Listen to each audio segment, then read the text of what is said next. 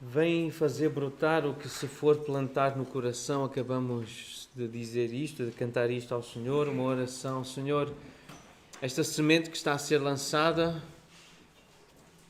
diariamente, semanalmente, de uma forma até mais atenta, quando nós gastamos cerca de 1 hora juntos a olhar para o texto bíblico, nós desejamos e pedimos ao Senhor que dê fruto, que esta semente que estamos a lançar nos nossos corações, nas nossas mentes, a palavra do Senhor, que frutifique.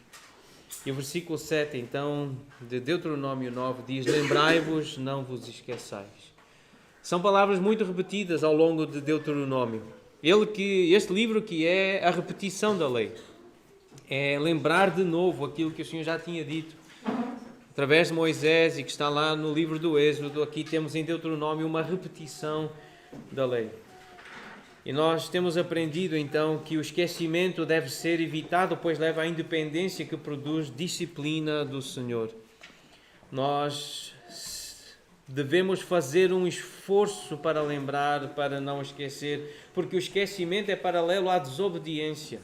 O eu, o nosso ego, o nosso ser interior, a nossa carne, as preocupações humanas empurram para segundo plano da mente a realidade e as reivindicações de Deus.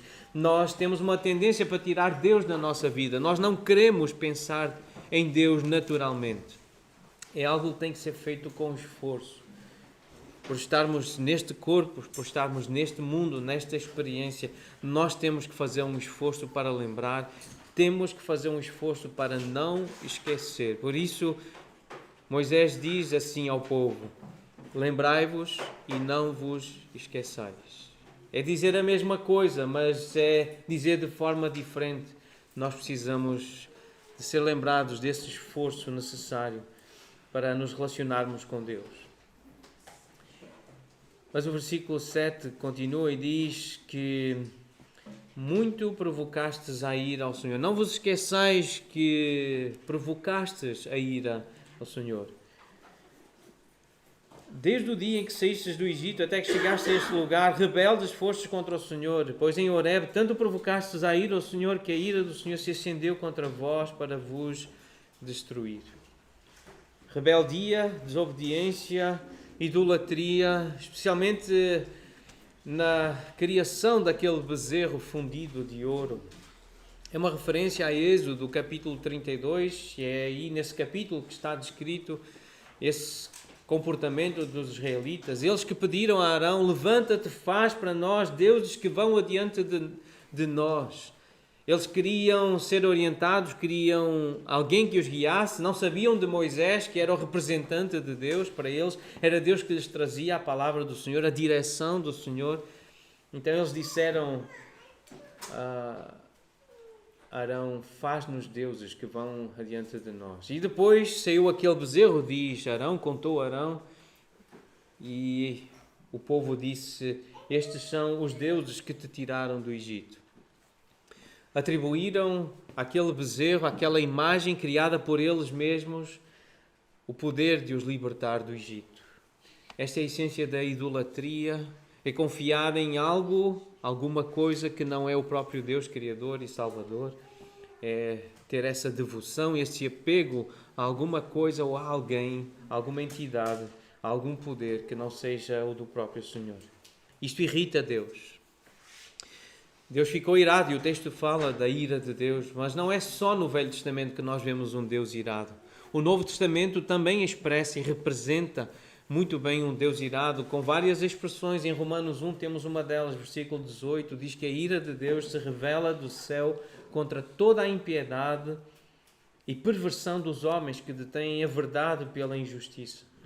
Ou seja, em outras palavras, Deus mostra do céu a sua ira, a sua irritação, o seu furor contra todos os que são pecadores e perversos, que por sua maldade impedem que a verdade seja conhecida. Do céu, Deus revela a sua ira contra todos os pecados e todas as maldades das pessoas, que por meio das suas más ações não deixam que os outros conheçam a verdade a respeito de Deus.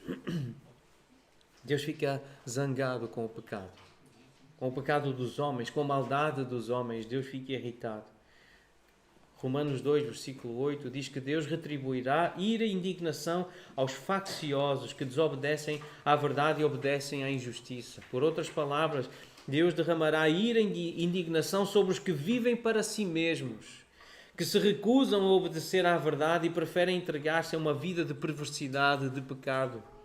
Ainda uma outra versão diz assim: Deus fará cair a sua ira e o seu castigo sobre os egoístas e sobre os que rejeitam o que é justo a fim de seguir o que é mau. Ninguém vos engana, diz Paulo aos Efésios, capítulo 5, versículo 6. Ninguém vos engane com palavras vazias, palavras vãs, inúteis, porque por essas coisas que ele menciona nos versículos anteriores, impudicícia, que é a imoralidade sexual, impurezas, cobiça, que é ganância, conversação torpe, que são histórias obscenas, palavras vãs ou chocarrices, são conversas tolas, piadas vulgares, avareza, que é a ganância, tudo isto é igual à idolatria, especialmente essa questão do amor ao dinheiro. Por todas estas coisas vem a ira de Deus sobre os filhos da desobediência. Um texto paralelo a este, numa outra carta escrita a uma igreja, a igreja que estava em Colossos, Paulo diz no capítulo 3, fazei morrer a vossa natureza terrena, prostituição, impureza, paixão lasciva, desejo maligno e a avareza, que é a idolatria. Por estas coisas é que vem a ira de Deus. É a natureza terrena, é a natureza humana, é o corpo humano. Nós também temos provocado a ira do Senhor. Mesmo tendo entendido que fomos libertos da escravidão do pecado, mesmo tendo entendido que pela graça nós fomos feitos filhos de Deus, fomos feitos seu povo, fomos feitos igreja, ainda assim nós somos tantas vezes rebeldes, somos tantas vezes obstinados, teimosos, egoístas e orgulhosos. Tantas vezes nós deixamos Deus zangado, irado conosco. Porque é isso que acontece quando nós pecamos, quando nós desobedecemos. A Bíblia diz que isso deixa Deus irritado. Deus fica irado, fica zangado com o pecado. E é a nossa maldade, é o nosso pecado que faz isso com Deus. Então, por que é que nós ainda estamos vivos? Se Deus podia já nos ter destruído, aniquilado, por causa das misericórdias do Senhor. Lamentações 3:22 diz que a causa de nós não sermos consumidos pela ira de Deus, pelo furor de Deus, pela justiça de Deus, é porque Ele é um Deus misericordioso. No Novo Testamento Ele é chamado o Pai de misericórdias, em 2 Coríntios. E Pedro diz, antes não erais povo, não tinhas alcançado misericórdia, ainda não erais filhos de Deus, mas agora sois povo de Deus, família de Deus. Agora alcançastes misericórdia. É por isso que Deus tem sido paciente connosco. É por isso que Deus tem sido misericordioso, porque nos fez filhos dele. Escolheu-nos para sermos dele. Em Judas 21, lemos, guardai-vos no amor de Deus, esperando a misericórdia de nosso Senhor Jesus Cristo para a vida eterna. A falar para crentes. E diz, guardem-se no amor do Senhor. E na misericórdia, esperem na misericórdia, porque Ele é misericordioso, Ele é paciente. Então, assim como Moisés fez com Israel, nós acreditamos que o Senhor está a fazer conosco hoje, a dizer-nos, a exortar-nos, lembrem-se. Então, uma palavra para nós hoje, lembremos-nos e não nos esqueçamos de que nós provocamos a ira do Senhor com os nossos pecados. Quando nós pecamos, nós despertamos a ira do Senhor, nós provocamos a ira do Senhor. Lembremos-nos e não nos esqueçamos de que nós estamos vivos e somos salvos unicamente por causa da misericórdia e da graça do Senhor. É uma verdade bíblica que nós não podemos esquecer. Porque é que eu acordei esta manhã? Porque é que eu estou vivo? Porque é que eu posso estar de pé diante dos irmãos? Unicamente pela graça, pela misericórdia do Senhor Todo-Poderoso, o Deus Omnipotente, a quem nós cantamos esta manhã já. Versículo 9. Subindo eu ao monte a receber as tábuas de pedra, as tábuas da aliança que o Senhor fizera convosco, uma referência então àquelas duas pedras escritas com o dedo de Deus, os 10 mandamentos. O versículo 10 refere-se a essas tábuas de pedra, escritas com o dedo de Deus, e nelas estavam todas as palavras, segundo o Senhor havia falado convosco no monte, no meio do fogo, estando reunido todo o povo. Versículos 11 e 15 chama-lhe tábuas da aliança, que eram um símbolo da lei, uma representação da vontade de Deus, uma referência à explicação e à aplicação daquilo que Deus quer para o seu povo. Aquilo que Ele queria para Israel estava ali resumido naquelas 10 palavras, naquelas 2 tábuas da aliança. Então, aquilo que Deus quer que o povo dele faça para lhe agradar, Moisés chama-lhe as 2 tábuas da lei, as 2 tábuas da aliança. Desde os 10 mandamentos, em Êxodo 20, passando por instruções relacionadas com altares, servos, com violência, propriedade, leis civis, injúria, deveres dos juízes, o ano de descanso, festas, tabernáculo, sacerdócio, o pagamento do resgate, a bacia de bronze, o óleo da santa unção, o incenso sagrado, tudo faz parte da lei, está tudo dentro daquilo que Deus quis resumir com as pedras, com aquelas 2 tábuas. Foi a instrução que o Senhor deu desde Êxodo 20 até Êxodo 34, esta conversa do Senhor com Moisés acerca da lei. Deus revelou a Moisés a sua vontade, a sua palavra durante 40 dias e 40 noites. Não eram só aquelas 10 palavras, foi muito mais. Desde Êxodo 20 até Êxodo 34, quando fecha esse relato, nós vemos o Senhor a instruir sobre muitas coisas que estão resumidas nessas 10 palavras. Deus revelou a Moisés a sua vontade, a sua palavra, durante 40 dias e 40 noites. O versículo 9 ainda diz que Moisés ficou no monte 40 dias e 40 noites. E ele diz, eu não comi pão, nem bebi água. Versículo 18 e 19 diz, estive prostrado perante o Senhor como dantes 40 dias e 40 noites, não comi pão e não bebi água por causa de todo o vosso pecado que havíeis cometido. Pois temia por causa da ira e do furor com que o Senhor tanto estava irado contra vós outros para vos destruir. Versículo 25 repete ainda a ideia, prostrei-me perante o Senhor e 40 dias e 40 noites estive prostrado, porquanto o Senhor dissera que vos queria destruir. Não comeu pão, não bebeu água, uma referência ao jejum. Eu gostaria de fazer aqui então uma reflexão acerca do jejum, algo que com alguma regularidade nós temos mencionado, temos falado, e algumas afirmações que nós já fizemos no passado, vamos revisitar essas afirmações acerca do jejum, essa explicação bíblica acerca do jejum, que é uma forma de expressar a nossa dependência de Deus. Como lemos, que é desejo de Deus, e como lemos em Tiago 4, Deus quer que nós nos sujeitemos a Ele, que nos acheguemos a Ele. Fala em purificação, purificai as mãos, pecadores. Este texto em Tiago 4, versículos de 7 a 10. Afligi-vos, lamentai e chorai. É uma aflição da alma. É uma forma de representar o jejum, essa expressão afligir a alma, aflição da alma. Converta-se o vosso riso em pranto, a vossa alegria em tristeza. Humilhai-vos na presença do Senhor. A ausência de comida, a escassez de comida, a rejeição da comida, a abstinência de comida, é uma forma de afligir a alma, de afligir o corpo também, de nos humilharmos. Normalmente a comida está associada à alegria, ao prazer, à celebração. E o jejum é uma forma de expressar a nossa dependência do Senhor, mas é uma forma de, ao abster-se de comida por um período de tempo, o crente tem esperança de que isso aguce a consciência, a sensibilidade espiritual e que também leve para mais perto, não das coisas que se veem, mas das que não se veem, não para as coisas que são temporais, mas para as que são eternas. O jejum é, portanto, uma disciplina espiritual para nos fazer aproximar de Deus. O jejum prova a presença e acende a chama da fome pela supremacia, a superioridade, a soberania, a grandeza de Deus. Deus acima de todas as coisas. É um intensificador do desejo espiritual.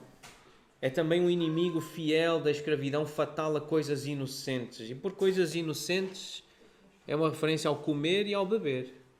É uma coisa inocente. Comer e beber não é por si só algo mau.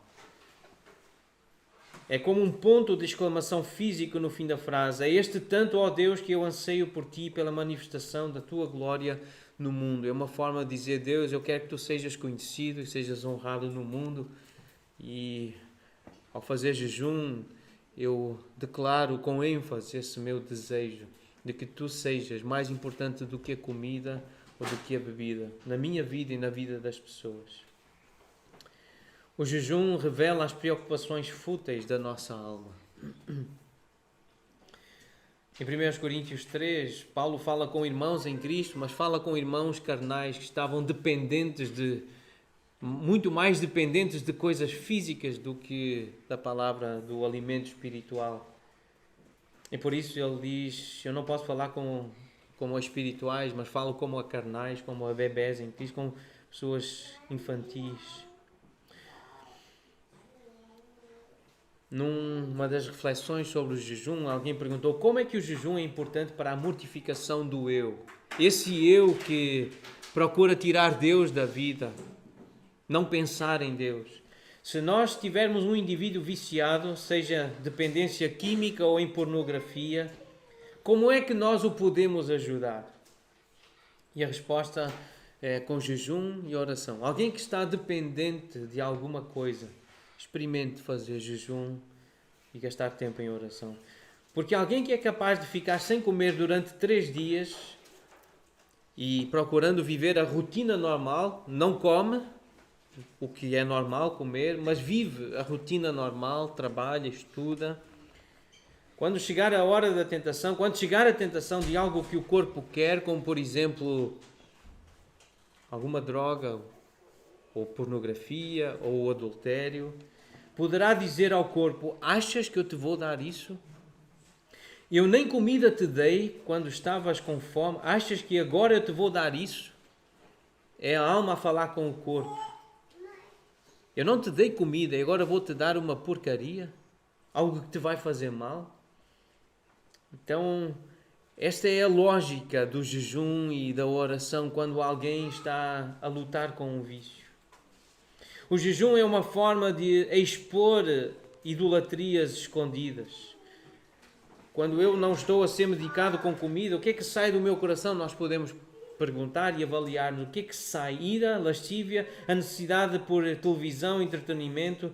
Nós precisamos saber o que está lá no fundo da nossa alma, no fundo do nosso coração.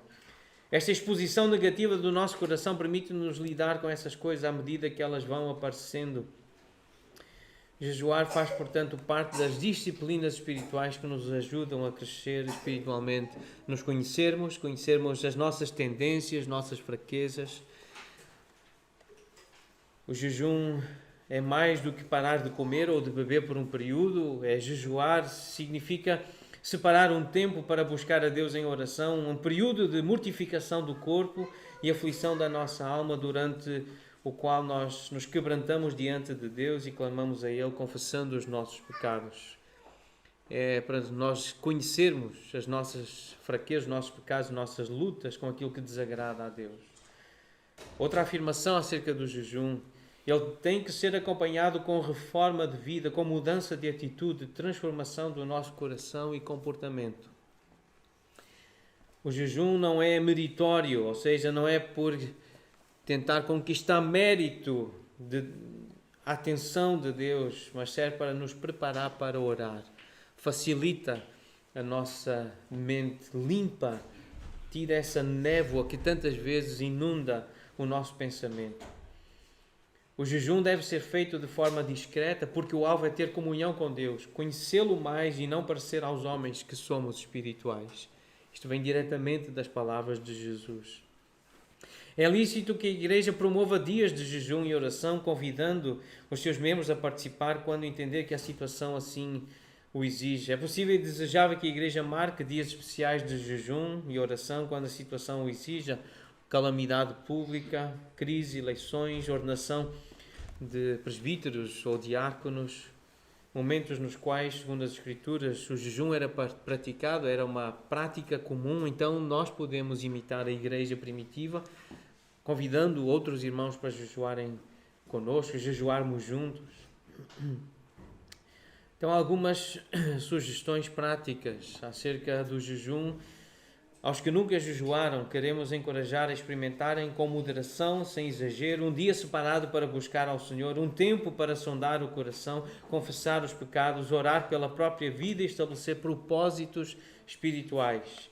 Mudar o que precisa ser mudado. Este é um propósito espiritual. Eu sei que Deus não se agrada disto, eu quero mudar, eu vou jejuar, vou orar, porque eu quero me concentrar neste propósito.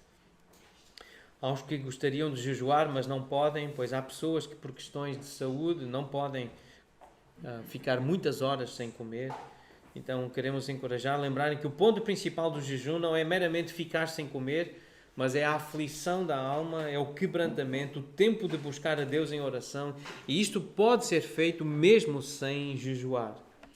Aos que jejuam regularmente, queremos encorajá-los a continuar a orar, pedindo que Deus nos livre de um sentimento de superioridade espiritual sobre aqueles que não jejuam. Também para não acharmos que o jejum por si só é uma prática meritória, lembrando que tudo o que somos e temos somente nos é dado pela graça de Deus. Prática meritória, fazer algo para merecer o favor de Deus, a bênção de Deus. É isso que significa prática meritória. E o jejum não é uma prática meritória. Por fazermos jejum, nós não vamos receber mais atenção ou bênçãos de Deus. E quem faz jejum para isso está enganado, está equivocado. A Bíblia diz que isso não funciona. Não é para isso que se faz jejum. E o jejum é tão particular, íntimo, que Jesus orientou para não mostrarmos que estamos a jejuar. Mas também o jejum não é algo secreto. E quando estivermos a jejuar e se alguém nos oferecer comida, nós podemos dizer: eu fiz um propósito de não comer agora durante estas horas, durante este dia ou estes dias. Precisamos preparar a família, dizer: eu não vou comer convosco esta refeição ou este dia. Nós precisamos preparar. Se estivermos a fazer um jejum coletivo, nós vamos mostrar que estamos a jejuar, porque estamos juntos. Então não é uma coisa que tem que ser necessariamente secreta, mas é algo íntimo e deve haver discrição. O propósito em todas as coisas tem que ser a glória de Deus e fazer a sua vontade, a vontade de Deus. Não é algo que tem a ver connosco, que tem a ver com pessoas, tem a ver com Deus. O jejum tem a ver com o Senhor e é isso que nós precisamos lembrar. Então o jejum serve para nos libertar de certos tipos de idolatria e para expressar os profundos anseios do nosso coração por Jesus. São anseios que nós queremos alimentar por Jesus e o jejum ajuda a intensificar isso. É uma forma de expressar o quanto nós ansiamos pela segunda vinda de Cristo. Em Marcos 2:20 nós lemos o Senhor Jesus a dizer: dias virão em que lhes será tirado o noivo e nesse dia jejuarão, porque querem o noivo, querem de volta a presença física do Messias, de Jesus, do Senhor. E o jejum entra nesse contexto de desejar estar com Jesus. Esta é a descrição bíblica do que é jejuar. Eu não deixei de comer para ganhar alguma coisa. O que se passa é que esta paixão é tão forte no meu coração, diz outra pessoa para explicar o jejum. Uma paixão pelas nações que não ouviram o Evangelho, o desejo de levar o Evangelho a outras nações que ainda não ouviram. E esse desejo é tão forte que simplesmente mencionar comida quase parece uma coisa errada. Então as pessoas que jejuam verdadeiramente são as pessoas que têm uma paixão por Deus e pelo avanço do seu reino. Quando se olha para o jejum desta forma, nunca se correrá o risco de ser legalista. Porque é um desejo que está lá a ser alimentado no coração. Eu quero orar pela conversão de pessoas. Eu quero orar pela expansão do Evangelho. E este é um desejo que está ali tão forte, a ser alimentado, que o facto da pessoa não querer comer, até achar que é errado comer, não é legalismo. É devoção. É amor a Deus e às pessoas. E é aquilo que Deus quer que nós sintamos. Amarás o Senhor teu Deus de todo o teu coração e ama também o teu próximo como a ti mesmo. Mais uma afirmação acerca do jejum. O jejum serve para revelar quem nós somos. Queres saber quem és de verdade? Faz jejum durante alguns dias e vais-te começar a conhecer melhor, conhecer o teu coração melhor. Moisés fez jejum para receber as tábuas da aliança que o Senhor fez com Israel. Moisés fez jejum por causa do pecado do povo, por causa do temor à ira do Senhor. Nós vemos isso no versículo 9, versículos 18 e 19 e no versículo 25. Moisés fez jejum para interceder pelo povo. 3 razões que levaram Moisés a jejuar que estão aqui descritas neste capítulo 9 de Deuteronômio.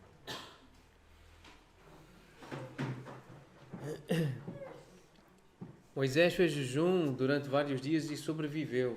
Nós podemos ir lembrando de Deuteronômio no capítulo 8, versículo 3, aquelas palavras que estão lá registradas. Ele te humilhou, te deixou ter fome, te sustentou com um maná que tu não conhecias, nem teus pais conheciam, para te dar a entender que não só de pão viverá o homem, mas de tudo o que procede da boca do Senhor viverá o homem. Moisés literalmente foi sustentado pela palavra do Senhor que saiu da boca do Senhor durante 40 ou 80 dias, quase seguidos. Moisés sobreviveu ouvindo Deus falar com ele, ou estando prostrado diante do Senhor. 80 dias é a indicação que o texto nos dá. E aqui algumas reflexões importantes, em tom de aplicação, mas algo importante acerca desta questão do jejum. E de um jejum muito especial, um jejum parece que até radical. Se é para receber tábuas de pedra escritas com o dedo de Deus, que nós ficamos sem comer, sem dormir ou sem nos exercitarmos fisicamente, fazer exercício físico, ginásio, corrida, caminhada. Se nós ficamos sem comer, sem dormir ou sem nos exercitarmos fisicamente para receber tábuas de pedra escritas com o dedo de Deus, está tudo bem. É bom. Se nós ficarmos fracos, doentes ou até se nós morrermos por causa da palavra de Deus, está tudo bem. Não há problema nenhum. A Bíblia não nos condena por isso. Se nós fazemos loucuras, fazemos disparates aos olhos da cultura ou da nossa família natural, os nossos pais, avós, irmãos, tios, às vezes os cônjuges, se nós fazemos disparates, loucuras, para ouvir Deus, para lhe agradar e para o servir, a Bíblia diz que nós somos sábios e fortes, 1 Coríntios 1. Isso mostra que somos homens e mulheres de Deus, porque fazemos loucuras aos olhos do mundo, aos olhos da família natural, mas aos olhos de Deus, fazer loucuras, este tipo de disparate, ficar 80 dias sem comer e sem beber, é porque é homem de Deus, é porque é mulher de Deus. Agora, se nós ficarmos sem comer, ou se comemos mal, se nós ficamos sem dormir ou se dormimos mal, e se ficamos sem nos exercitar fisicamente porque somos preguiçosos, irresponsáveis, viciados em jogos, séries ou em redes sociais, se somos glutões, bêbados ou obcecados com a nossa imagem, com a nossa aparência, então não está bem. Somos como os homens e as mulheres que andam sem Deus no mundo.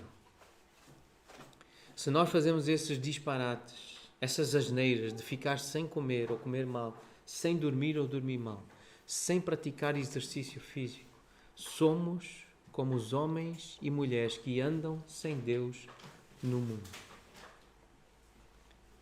Porque ao ler as Escrituras nós percebemos que temos um corpo que tem que ser cuidado.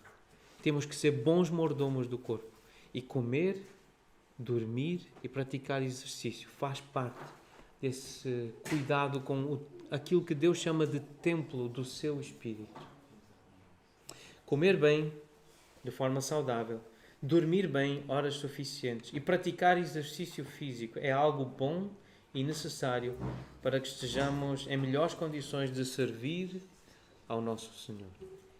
Esse é o propósito, de comer bem, dormir bem e de praticar exercício físico. Mas o versículo 9 tem ainda uma ideia que me perturba, e acho que nos perturba, porque ele diz, Moisés: fiquei no monte 40 dias e 40 noites, não comi pão, nem bebi água. Não é tanto o pão que nos incomoda, mas não beber água durante 40 dias ou durante 80 dias. Ele diz de novo, versículo 18: prostrado estive perante o Senhor como dantes, 40 dias e 40 noites, não comi pão, não bebi água. Em 2018, no verão de 2018, eu acompanhei, acho que muitos irmãos acompanharam uma notícia de 12 meninos, 12 rapazes que foram com um treinador de futebol na Tailândia e foram fazer uma festa no aniversário de um deles e decidiram entrar numa gruta para celebrar, estavam numa aventura. Foi na época das cheias e depois ficaram presos dentro dessa gruta durante 17 dias. Os rapazes tinham comprado um lanche para celebrar o aniversário de um deles. Tudo indica que foram os petiscos que os ajudaram a sobreviver no período em que ficaram desaparecidos. Eles não tinham contacto nenhum com o exterior, nem sequer sabiam se havia algum tipo de movimento para os resgatar, mas tudo indica, e a explicação que se ouviu depois é que foram aqueles petiscos, aqueles lanches que eles foram partilhando, e não se sabe exatamente como o pequeno suprimento de comida que o grupo levava foi consumido no período, se houve ali uma multiplicação sobrenatural de Deus para que sobrevivessem durante aquele tempo. Mas o treinador deles, e o nome dele é Ekapol Chantawong, ele recusou-se a comer para deixar mais para os meninos. Algo muito interessante. Por isso ele era o mais fraco do grupo. Quando encontraram o grupo e resgataram o grupo, ele era o mais fraco deles porque ele não queria comer para que os meninos comessem. Também contaram com as gotas de água que pingavam, que escorriam na caverna. Eu li num relato da BBC. Havia gotas de água a escorrer e foram essas gotas que escorriam pelas paredes da caverna, que caíam, que dessedentou esses meninos. Os médicos trataram os meninos depois do resgate, disseram que eles estavam em bom estado de saúde, dadas as condições às quais estavam submetidos. A maioria deles perdeu 2 quilos. Especialistas estimam que o ser humano possa ficar sem comer por um período de 30 a 45 dias. Diz essa notícia da BBC que tinha esta afirmação. E nós temos essa noção. Há muita gente que já experimentou o jejum de 40 dias e sobreviveu. Pessoas que estão vivas hoje e que contam dessa experiência. Mas os especialistas, quem estuda o corpo humano, afirma que um corpo como o nosso não resiste muito tempo sem água. Entre 3 a 5 dias é o tempo limite para um corpo humano resistir sem ingerir água, sem beber líquidos. Agora o texto diz que Moisés ficou 40 dias ou 80 dias sem beber água. O que é isto, senão um milagre? Isto é um milagre. É a conclusão que nós chegamos. Conhecendo o nosso corpo, conhecendo o que a ciência, a medicina diz, é um milagre. Milagre é um género menos comum da atividade divina pela qual Deus desperta a admiração e o espanto das pessoas, dando o testemunho de si mesmo. Está num livro de teologia a definição de milagre. Milagre é algo espantoso, é algo que nos deixa encantados, porque é uma manifestação sobrenatural, é uma atuação diferente e pouco comum, incomum de Deus. Mas que mostra quem Ele é, mostra que Ele agiu, mostra que Ele fez alguma coisa, revela Deus. Isso é um milagre. Em Deuteronômio 4, nós já estudamos acerca do Deus de milagres, o Deus Todo-Poderoso. E este discurso com Israel, Deuteronômio 4:32, pergunta aos tempos passados que te precederam, desde o dia em que Deus criou o homem sobre a terra, desde uma extremidade do céu até a outra, se sucedeu jamais coisa tamanha como esta, Ou se ouviu coisa como esta, ou se algum povo ouviu falar a voz de algum Deus no meio do fogo, como tu ouviste, ficando vivo, ou se um Deus intentou ir tomar para si um povo do meio de outro povo, com provas e com sinais, e com milagres, e com peleja, e com mão poderosa, e com braço estendido, e com grandes espantos, segundo tudo quanto o Senhor vosso Deus vos fez no Egito, aos vossos olhos. A ti te foi mostrado, para que soubesses que o Senhor é Deus, nenhum outro há, senão Ele. O Senhor Deus, o Deus de Israel, o Deus da igreja, é um Deus de milagres, é um Deus que faz coisas assombrosas. Este é o Deus da Bíblia. E não há outro como Ele. Deus, o Deus da Bíblia, o Deus que nós estamos a conhecer por meio das Escrituras, por meio de Cristo, é um Deus que faz milagres. Fez e faz milagres. No Novo Testamento, nós lemos isto acerca de Jesus. Passou Jesus, Mateus 11:20, a increpar, a repreender, a reprovar as cidades nas quais ele operara numerosos milagres. Jesus fez muitos milagres. Em Atos 2:22, a apresentar Jesus, os apóstolos dizem: varões israelitas, atendei estas palavras. Jesus, o Nazareno, varão aprovado por Deus diante de vós com milagres, prodígios e sinais, os quais o próprio Deus realizou por intermédio dele entre vós. Jesus fez milagres, fez sinais, fez prodígios. Mas também os apóstolos, em Atos 5, versículo 12, diz: muitos sinais e prodígios eram feitos entre o povo pelas mãos dos apóstolos. Os apóstolos de Jesus, os discípulos de Jesus, também fizeram muitos milagres. Paulo foi um deles. Em Atos 19 diz que Deus, pelas mãos de Paulo, fazia milagres extraordinários. Não era Paulo que fazia milagres, na verdade era Deus por meio de Paulo. Não eram os apóstolos que faziam milagres, era Deus por meio dos apóstolos. Inclusive é Jesus, era Deus por meio de Jesus, que é Deus. Mas o texto é precioso nesse assunto. Em 1 Coríntios 12, um texto importante sobre este assunto dos milagres. A uns estabeleceu Deus na igreja, versículo 28, 1 Coríntios 12, 28.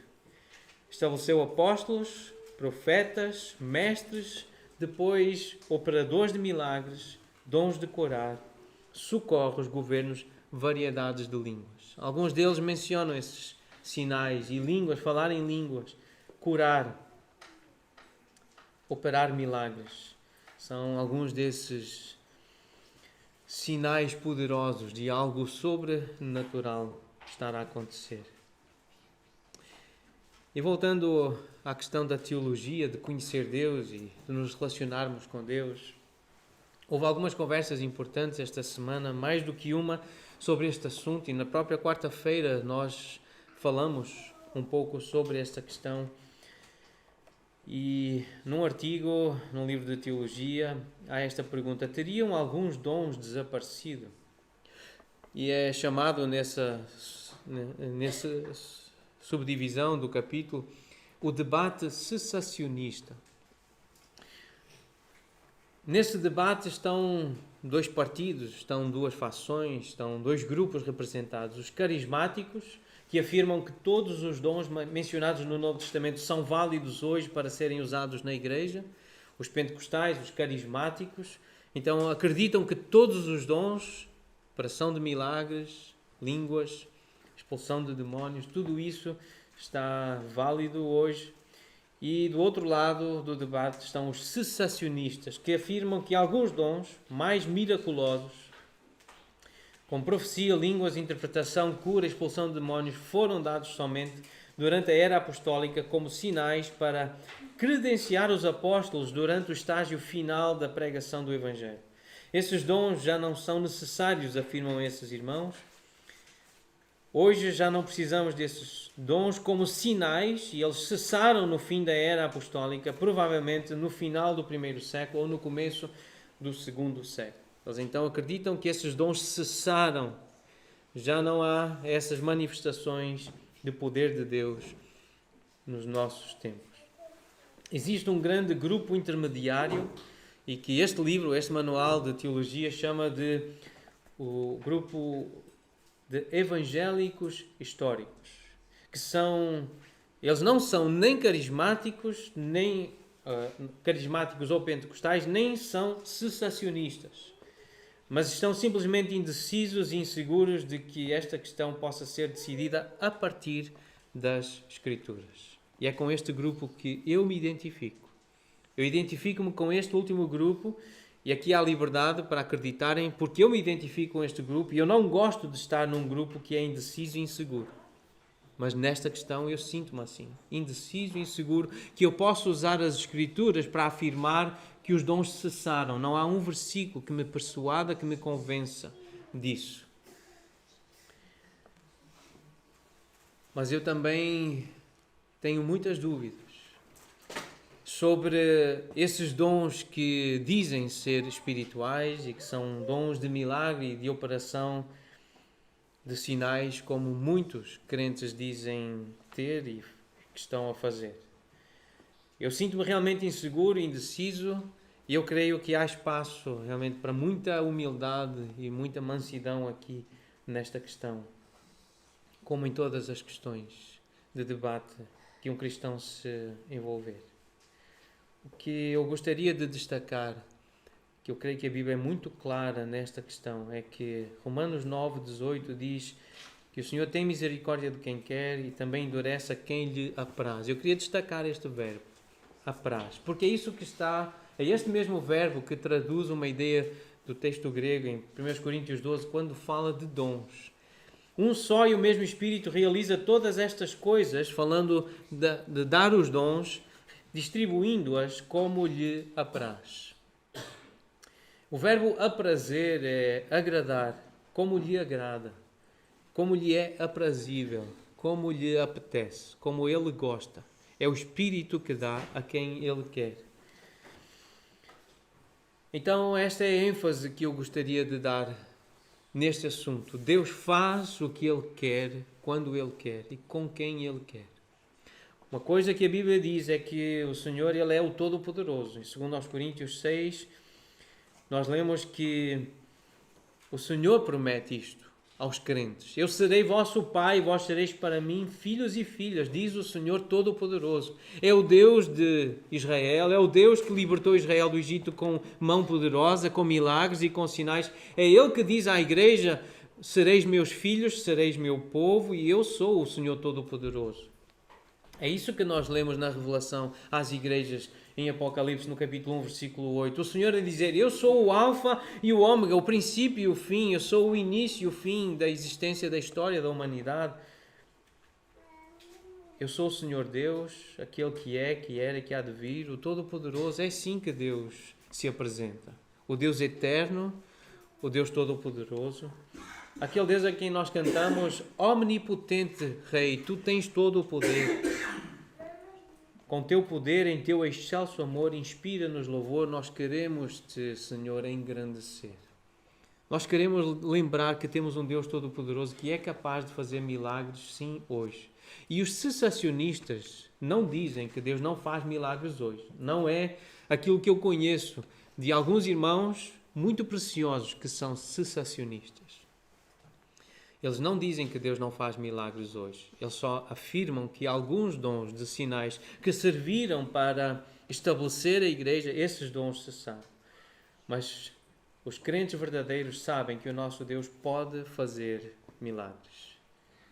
Milagre é um género, então, menos comum da atividade divina pela qual Deus desperta a admiração, o espanto, o assombro das pessoas, dando testemunho de si mesmo.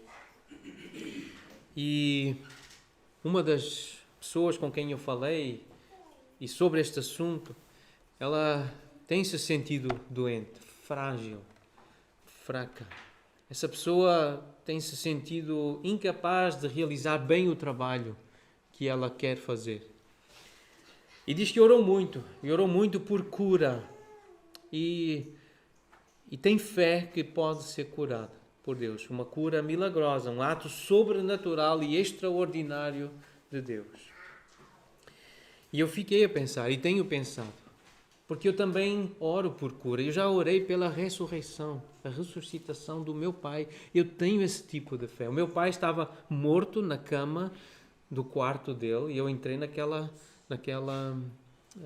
quarto, perto daquela cama, e eu orei. Eu quero ter essa fé.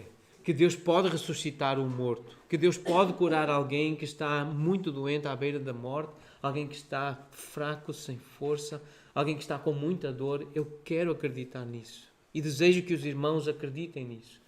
E eu não quero anular com incredulidade, com desconfiança, com dúvidas a minha fé, a fé dos meus irmãos.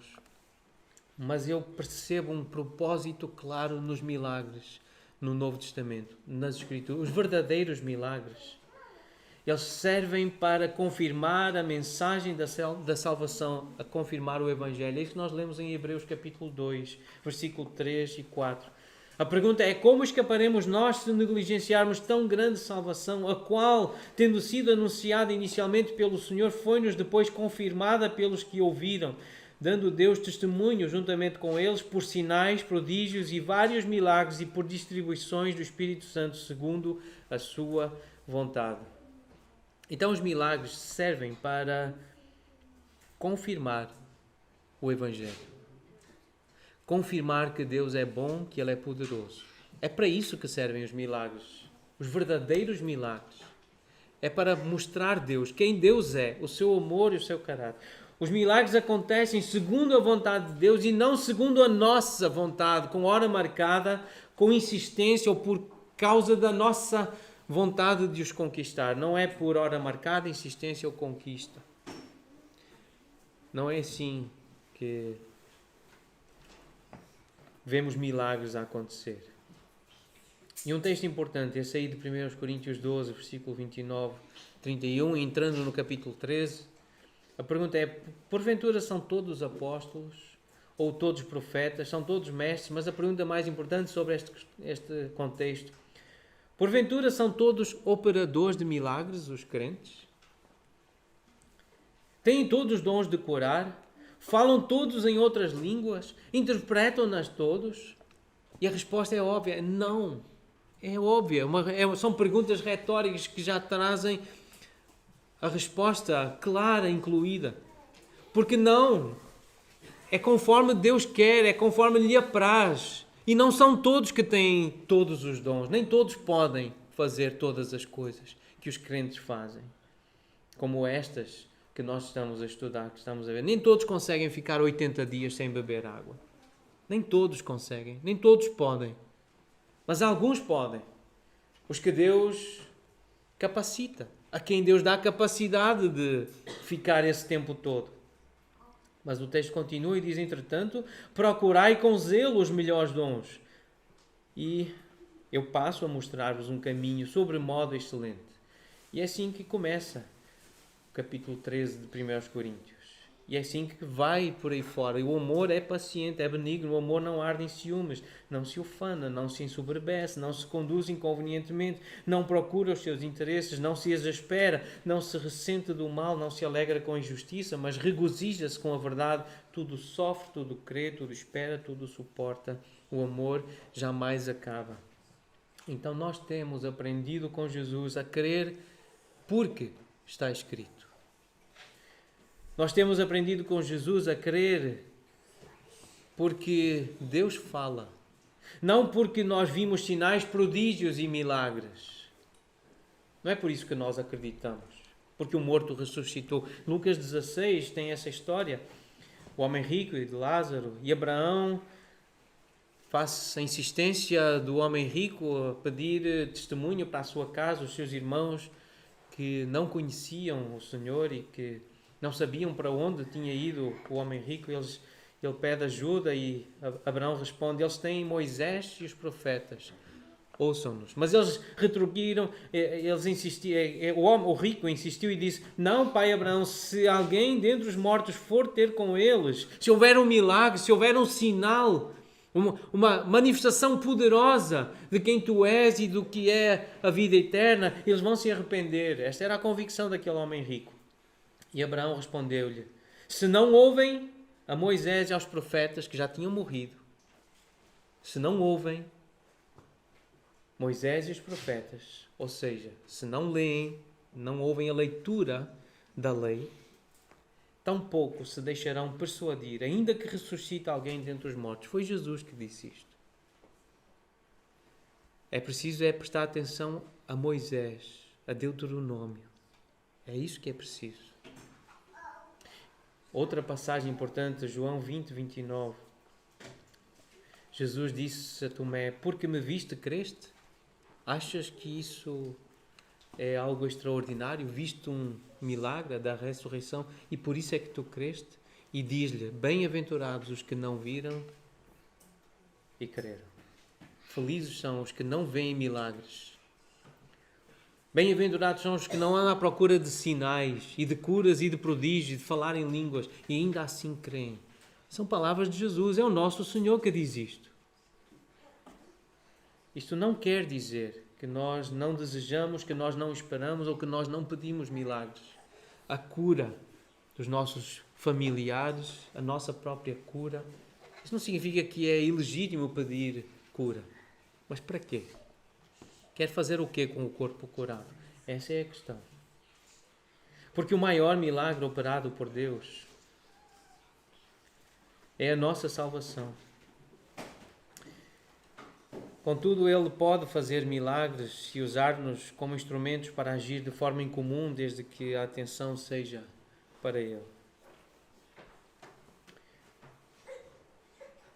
É isso que nós lemos em Atos 2, versículo 11. Como os ouvimos falar em nossas próprias línguas as grandezas de Deus. Aquele milagre de falar línguas ou de entender línguas diferentes. O que é que se falava com esse milagre? O que é que se fazia com essa manifestação de poder? Falava-se das grandezas de Deus. Falava-se de Deus e da sua grandeza. Então o maior milagre operado por Deus é a nossa salvação.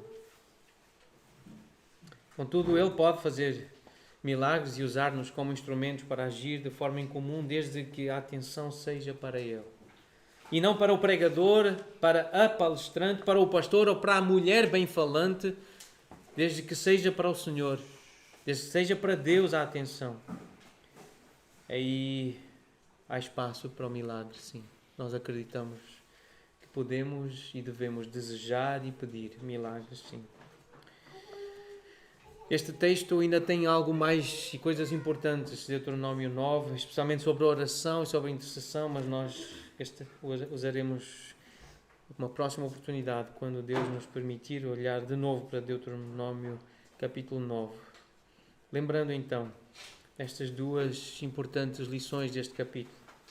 Lembremo-nos e não nos esqueçamos que provocamos a ira do Senhor com os nossos pecados.